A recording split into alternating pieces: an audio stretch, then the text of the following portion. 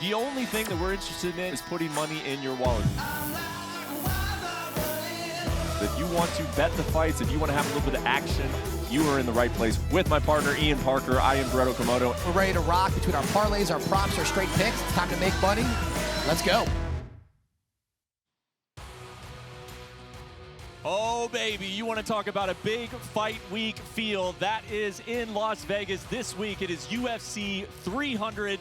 I mean, there's your main event. Alex Pereira taking on Jamahal, but my God, every single one of these fights at UFC 300 could be headlining a UFC card, and we are here to talk about it from a gambling perspective. As always, hello everybody, I am Brett Okamoto alongside Ian Parker, my partner, Ian Parker, and Joe Fortenbaugh, who after the way he sweat in Miami, I wasn't sure if we were going to bring you back into the heat of Las Vegas, but here you are. I got myself organized. We got some great makeup people here. I will say this is dangerous. This is dangerous. You take a bunch of gamblers, you set them right here. There's blackjack there, there's roulette there. This is very dangerous, Mr. Okamoto. Well, this is, I hope that you guys would agree, one of the funner shows of the week where we talk about it from a gambling perspective. And before we get into this UFC 300 card, which I obviously cannot wait to do, let's take a quick look back at the UFC Fight Night that Ian Parker did all right on, I believe, here at the Apex. How did we do? Right, on the graphic, it was 4-2, but if you paid attention, didn't scroll through and listen to the show, I gave you a bonus bet of Cesar Almeida plus 130. We had Alan Curtis over 2.5.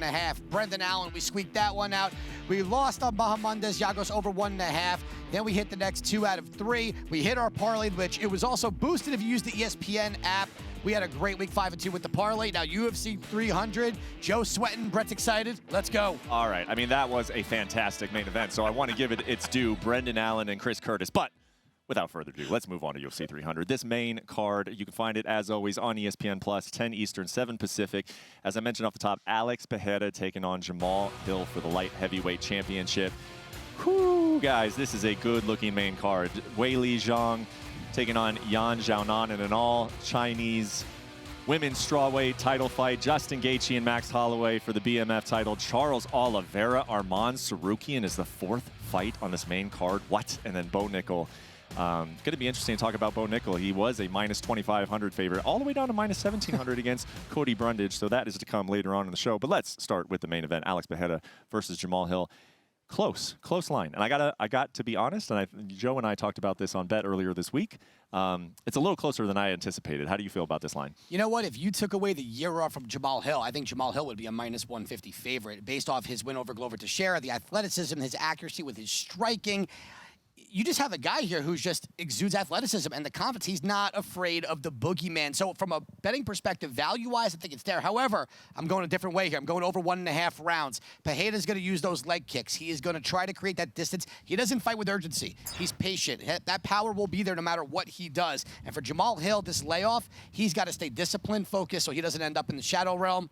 Let's go over 1.5 rounds. I keep coming back to the same thing with this fight. You've got a fighter in Pereira who's won 6 of 7. He's white hot right now. This is exactly what you and I talked about. He's white hot. He's as popular as you can be with the fan base. He's winning. He's checking every box. He's going up against a guy who, to use some wrestling parlance, not necessarily over with the crowd just yet. Close, but not all the way over like some of these other fighters. And that same individual is coming off a massive injury that was last July. And Pereira's only minus 130? Like, that's the thing that stands out to me. On first glance, you're going to have people thinking that that's cheap and they're going to jump all over him. Every time the public has come in to bet Pereira up, it's gotten as high as 140, 145. That's where the professional bettors have gotten involved and brought it back down. I like the dog here. I'm with you. I think you can play this in a way where you get him by stoppage. I don't see it going the full 5 rounds. I'm with you on that. Plus 175. That's how I play the main event. Ian, where are you on the injury? Because like you said, it's having an impact on this line. I mean, it was a serious injury, and it really was not that long ago. Where are you at in terms of, the value and what is real in terms of that injury? Sure. I mean, look, the injury is real. I think 10 years ago, if you had a torn ACL in the NFL, you were out for a year. Now it's a little bit different, and Jamahal told everyone that his timetable was March, April. He was originally booked for the May card in Brazil, and I don't think Jamal's a stupid guy. I think if he's cleared and ready to go, otherwise, he could have waited and still got a title shot. You know, why risk it if you're actually injured? No one's forcing him, saying, hey, we don't care if you got a torn ACL. Can you run? Can you walk? Get in there. If he is able to train fully and do this, I don't think he blows the opportunity here. And I think this is, on top of that, he's only moving up a few weeks from that 302 card. I think he's going to be fine. I think it's not going to matter. Think of it like this. If this was a bad line, this thing would have gotten pounded into oblivion. It had gotten up to 180. It'd get up to minus 200, minus 220. It's not. The resistance point is right around minus 145. I think there are a lot of people that are confident Hill's coming back healthy for this fight. It's such a good point. Just the fact that this line has not gotten out of hand illustrates what the book thinks of this. Let's move on to the co-main event here. Zhang Weili taking on Yan Xiaonan. Zhang Weili, of course, she's going to be the favorite. Has just looked absolutely unstoppable as of late. What do you think about this co-main event? Look, for me, champ's got a name, Zhang Weili.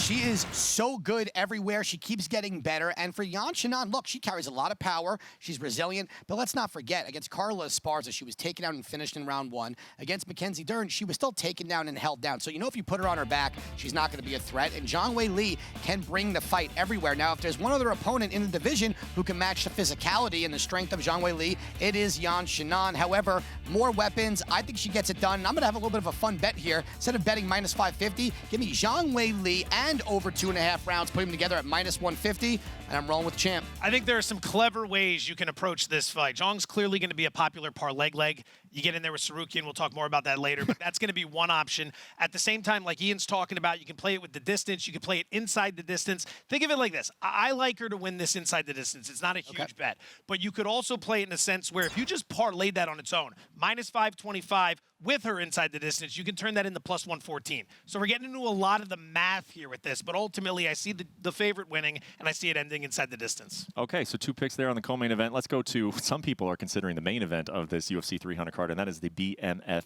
title fight between Justin Gaethje and Max Holloway. Justin Gaethje, a minus 150 favorite last time I checked. Well, I'm up to 155. Holloway at plus 130. Super, super interesting fight. 2 fan favorites, 2 guys who can fight 25 minutes. We've seen that time and time again. How are you handicapping this one? So originally the line for the rounds was over 3.5. I love that, but now it's no longer available. It's over 4.5, which I still kind of like. However, this line really for me is Justin Gaethje. I mean, this fight means way more to him in regards to if he wins this fight, he's got to be talked about for the title shot. It just has to happen. And Holloway's going to be live here. He can go all 5 rounds. He can take damage. The volume's there. But I just can't ignore the kicks of Justin Gaethje slowing him down and him coming off that performance against Dustin Poirier. I'm going with Justin Gaethje here.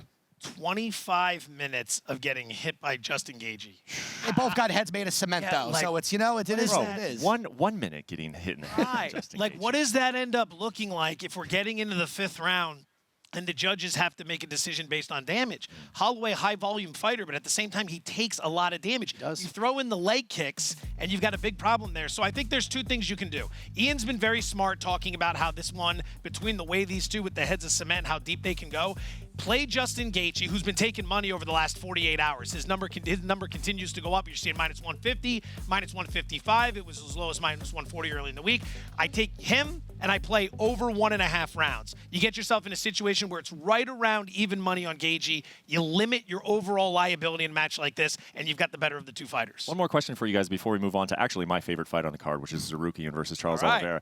But I'm a little surprised that the line keeps going up with Justin Gaethje, only because people love, first off, underdogs, and people really love Max Holloway. Also, Vegas, a lot of Hawaiian fans here. Do you feel like this line is going to come back the other direction at some point, or are you a little surprised that Gaethje is continuing and takes 69% of the tickets and 61% of the handle on Justin Gaethje? I mean, I'm going to throw another wrench at you. About 2 weeks ago, Gaethje was almost as high as 230 in some books, so he's actually come down, then gone back up. So I think people seeing Max Holloway also bulking up, looking good. He's speaking well. He looks good in these interviews. He doesn't look tired. That's a big difference here. But for me, the number, if it stays here, even as minus 175, you got to play Gaethje there. I don't think the value touches Holloway until plus 200 based on the size, the weight, and everything else as well. We'll talk about this more in the next fight. The public likes the dog, the idea of risking a little to win a lot. Sure. If it's going up against someone that isn't also a very public favorite, which Justin Gaethje is in this situation, the public loves him as well. The Holloway thing, I thought you'd see a lot more people, though, to your point, jumping on him at this opportunity. I think it speaks to Gaethje's popularity. And also, every time you get a breakdown of this fight, people talk about Holloway and when he fought Dustin Poirier and what that resulted in. And plus, as you mentioned, Justin Gaethje hits like a truck for 25 minutes. Max Holloway does leave himself out there to be hit a little bit, and that's, I think, why we love the guy. But it's going to be interesting for a 25-minute fight against Justin Gaethje. Again, this is my favorite fight on the card. Charles Oliveira taking on Arman Tsarukyan. I love the storyline. I mean, Charles Oliveira, you've been hearing Michael Bisping say it, Chael Sonnen say it, like, this is everybody's favorite guy. I mean, everybody loves Charles Oliveira. You see the numbers there, but it's almost not even about numbers for this guy. It's just the heart that he shows. It's the passion that he shows. He is the underdog here, though, plus 185 against an absolute wrecking machine in Arman Tsarukyan. I think the insiders of this sport have known about Tsarukyan since really the moment he came into the UFC. He's minus 225 here. Your thoughts on this line? Rightfully so. You know, a lot of people, and Joe talks about the public, they're going to be salivating over Oliveira at plus odds. I get it. He's tough. He's got the punching power, the submission game. But why do we always ignore every fight the first round he gets dropped? Doesn't matter who it is. Whether he comes back and wins, that's a whole different story. But against Arman Tsarukyan, I think he's going to do the exact same thing that Islam did. He's going to drop him, follow him to the ground because Gaethje didn't, Dustin didn't, Chandler was saved by the bell, so I'll give him a pass. If you give Charles time to recover and stand, that's when he's dangerous, not when he's on his back. The submission game that he does best is when he touches you and takes your back, not when you go down with him. So I think that Tsarukyan takes him down. Not only wins, I think he gets it done inside the distance. Like that. So let's take a fighter in Charles Oliveira. Yep. Fan favorite, as you mentioned. Wins over Gaethje, Poirier, Chandler, Ferguson, to name a few. List goes on, yeah. Incredible resume, right? Fighting a guy who is starting to come up and gain more popularity. The guy with that resume, with that amount of popularity in Oliveira, opens plus 145 and is bet up to plus 180. Like, what does that tell you about what you need to know there? The public is going to be all over Oliveira because, again, bet a little to win a lot. You've lived out here long enough. You start to meet the guys who do this for a living, right? You tap into those resources. You ask them what they think about these fights. He's one of these guys. I've talked to 9, 10 guys about every fight on this card, and there's dissension on almost all of them. There's at least someone who's going a different direction. Not this fight. This is the only fight where it feels like everyone is lining up on Tsarukyan. Yeah, and that's good info. I mean, that has been the case before, I feel like, in Charles Oliveira fights, and he's like the guy. I feel like, you know, you always say this, and this is not analysis. This is just kind of gut feeling where you're just like, I don't want to bet against Charles Oliveira anymore, but it does reach a point where you're like, hey, are you getting some value on Arman Tsarukyan because everybody loves Charles Oliveira so much? That's what we're here to talk about. We love Charles Oliveira, but we love value more on this particular show. Right? I have been betting Tiger Woods to miss the cut at the Masters for 5 straight years. It breaks I've your been heart. losing every single year, right? Like you go in there and you just break your heart as he takes your money every single year. Yep. This year again. Let's wrap up the main card here, and then before we get into the rest of this prelim UFC 300, which is so stacked, but is Bo Nickal fighting Cody Brundage. At one point, this was about the biggest odds, the biggest discrepancy that you could find in UFC history. It has since had a little bit of pushback. Bo Nickal 17-1 here to get it done against Cody Brundage. Ian, how do we try to make a bet on this fight? It's laughable. Like, oh, it came down to 1,700. It's such a ridiculous number still. Look, the one that sticks out to me, plus 135 wins by KO or TKO. Brundage has got dropped a lot. He really does not do well under the bright lights. I think Bo could tap him, get him on the ground, and just completely beat him ground and pound until he goes out. And look, the submission game, you could even do both if you want, the minus 120 number. I just love the fact that we're going to go from minus 1,700 to plus 135 when we know the guy can do with his hands against someone. He's fighting a wrestler when he is such a better wrestler. I mean, this is like one of those things where it's like, hey, Bo Nickal, have fun, do what you got to do, and then we'll throw you in another fight. Extremely well said. It's hard to argue. You're not going to lay the minus 17. You don't even want that in your parlay. It's going to do nothing for you. So Negative numbers. Yeah, you play the method of victory. I think the knockout's the best way to go at plus money. I think you can have some fun here as well with whether or not the fight gets out of the first round. Yeah. We haven't seen a single Nickal fight get to the second round. I think that's an intriguing bet to keep it inside the first round. You can also bet whether or not it makes it halfway through. Now, we just did that in Miami, and it ended up working out in the first, 30 seconds or so. Oh, yeah. You can have some fun. I think this one has a chance, though, of going 5 minutes. Yeah, Cody Brundage definitely the best wrestler that Bo Nickal has ever fought. So I don't know if that'll make a difference, but it's worth noting.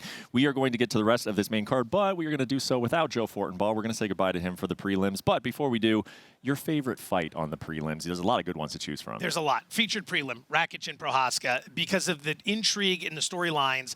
Prohaska had the injury, came back, lost. At the same time, you've got a guy in Rakic we haven't seen in 2 years. 1 win in 3 years. They're up there. They're two guys that have their chins up high, so I don't see this one going the distance. I like Rakic here. I'm going against the move. This has continued to move towards Jiri Prohaska. A lot of people thought he would close the favorite. I see it the other way. I think there's a striking advantage. I think there's a leg kick advantage when it comes to taking Rakic. I think he's been biding his time, waiting for his spot. This is where you get an opportunity to buy low, and then after he comes out of this one successful, we start to realize where his trajectory is heading. All right. Not sure Ian agrees with that, though. Yeah, we will get to that here in a second. A little bit of a heads up there that Ian might be going the other way on that featured prelim. But before we get to that, we will say goodbye and thank you to Joe Fortenbaugh. Always a pleasure, gentlemen. Get him in some cool atmosphere there. And while he exits stage left, we will take a look at the prelims, which you just can't say enough good things about it. You got Yuri Prochazka taking on Alexander Rakic, Calvin Kattar, Aljamain Sterling. Whole lot to talk about on these UFC prelims. So let's go ahead and do it, Ian. Rapid fire. We'll go through these as we sometimes do when we're talking about the main card on these UFC fight nights. What do you got for Yuri Prochazka and Alexander Rakic? I'm going Yuri here. Look, at the end of the day, Rakic has been out 2.5 years, has a bad knee, and you think he's going to come here with kickboxing and just take out a guy in Yuri? Yuri's going to pressure him, that unorthodox style, super unique. That's where Rakic has issues. I'm going with Prochazka here. All right, from there, we got another former champion on the card. It's Aljamain Sterling taking on Calvin Kattar, who comes back from that knee injury that he suffered in his last fight. What do you like here? Come on, Calvin Kattar at plus 140. He's going to stuff the takedowns. He's better on the feet. He'll be bigger, longer reach. At plus 140, Calvin Kattar, give me the underdog. Okay, and then this one may be one of the most interesting fights to talk about from a gambling perspective. Holly Holm taking on Kayla Harrison, who there was some wondering how would she make 135 pounds and how would she look. I thought she made and looked pretty good. She made it. I don't think she looked good. She was breathing heavy. Her nose was red. Look, Holly Holm, I think, is the value play. I really love over 2.5 rounds. If Holly keeps it on the feet, lateral movement, and is able to avoid the clinch, you're going to see it upset. Kayla has gone to a decision her last 2 fights. Couldn't get Aspen Ladd out in 3 rounds. She's not getting Holly Holm out in 3 rounds. This is going bell to bell. I think Holly could spark her and get it done. And then a little bit of a sleeper one, which makes sense with all of the talent that we have on this card. But Sadiq Youssef and Diego Lopez, this could be an absolute banger, and you like Diego Lopez here. Oh, I love Diego Lopez, the fighter. I think Sadiq Youssef might be the better striker here, but Lopez, he has that it factor. He is a phenom on the ground, although we're not seeing it that much because he's knocking people out in the feet. Forget about the hair, although it is marvelous. Give me Diego Lopez. I think he's the real deal. Put him on the rocket ship, send him to the moon. And if this card wasn't good enough when we were in Miami, Dana White just casually throwing out, hey, how about Jalen Turner and Renato Money Moicano? Who do you like here? Moicano plus 200 here in a matchup against a taller opponent. I love Jalen Turner here. Listen, Moicano is a fun guy. Money Moicano, he's become a character, good on the ground, but Turner is a freak at this weight. If he makes weight, which he did, I think he even gets it done via knockout. Minus 245, spoiler alert, he's got to be in that parlay. And then just another former champion hanging out on the early prelims of this card, Jessica Andrade taking on Marina Rodriguez. And Andrade has righted the ship a little bit, and she is a minus 135 favorite against Marina. Yeah, I've known Marina Rodriguez here. Look, if this fight doesn't go to the ground, she's the better striker. Will stay away from the power, the reach, the movement, those kicks. I like Rodriguez at plus 115. Let's roll. Okay, and then a fan favorite, 2 of the OGs of this sport happening at 155 pounds. Jim effin Miller taking on Bobby Green. What do we like here? Listen, Bobby Green's coming off that terrible knockout to Jalen Turner, and Miller's on a little bit of a roll. There's something about Jim Miller. I don't think he should be underdog here, so give me Jim. You know what, Miller at plus 150. Let's go. Okay, he doesn't think he should be an underdog. I'm going to make a prediction right now that we're going to see that on the best bets. But before we do, let's see Davison Figueiredo versus Cody Garbrandt, which might be the best curtain jerker of all time in UFC history. Davison Figueiredo, pretty big favorite here against Cody Garbrandt. You know what? Listen, Cody's extremely skilled. He's got good hands, but look at the look in Figgy's face. He is a real-life superhero villain. Figgy gets this done by knockout. I don't trust Cody's chin ever, ever, ever. I'm going with Figgy. All right, let's just keep the good times rolling here with our long shot parlay of the week, UFC 300. I know that, we give you the best bets, we give you the favorites, we give you the underdogs. This one is a little bit more fun. It's a long shot of UFC 300. Where are we going here? I think all these dogs are absolutely live here. Let's go Jamahal Hill in the main event. Give me Calvin Kattar, Marina Rodriguez, and Jim Miller. All 4 dogs, they're live. That's our long shot parlay for the week. 26-1 odds on the long shot parlay, and moving right along to Ian's best bets for UFC 300. I got a little aggressive in this one. Last week we went 7. I am going to go 7 again. We're going to start off main event over 1.5 rounds. I think that first round is going to be a little bit of a field period, maybe some kicks from Pereira. Zhang Weili and over 2.5 rounds. Get that number to minus 155. I'm going highlight reel Justin Gaethje. Give me Yuri now at that number. Calvin Kattar at plus 140. I'm sorry, if Aldo doesn't get this fight to the floor, I don't see where else he wins. Holm and Harrison over 2.5 rounds. And then the hair himself, Diego Lopez, as the final best bet. Let's go. Yeah, I am a man who can appreciate a good head of hair, and Diego Lopez certainly has that. Let's get to what's become quickly my favorite part of the show, and that is the boosted parlay. I'm going to sound like a broken record if you keep watching the show week to week, but I just love this. I love that we offer this on ESPN BET.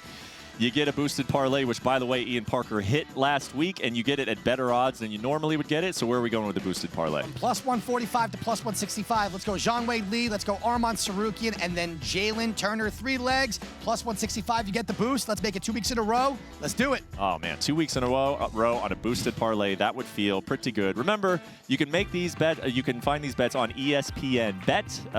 You should find it right there on the home screen. If not, go into the MMA side. Must be 21 or older.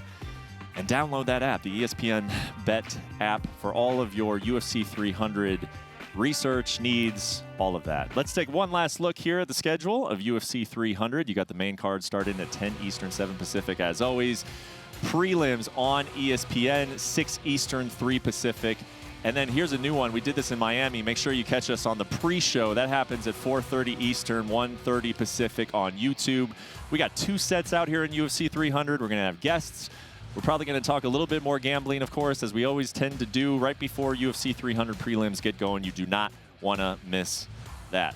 Man, fun show, man. This is a job. This is what we do for work. I mean, pretty awesome. I am enjoying the heck out of UFC 300 Fight Week, and I cannot wait for these fights. It is going to be a heck of a night on ESPN and ESPN Plus. Thank you so much for joining UFC Best Bets. Hopefully we gave you some good insight. We'll see you at the next one.